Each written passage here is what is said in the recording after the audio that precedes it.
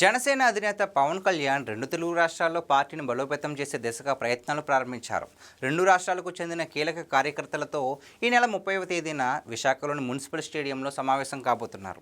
Telangana party బలోపేతం, స్థానిక ఎన్నికల విషయంలో తీసుకోవాల్సిన జాగ్రత్తలతో పాటు కాంగ్రెస్ ప్రభుత్వంపై ఎలా పోరాడాలన్న దానిపై తెలంగాణ నేతలకు దిశానిర్దేశం చేయనున్నారు.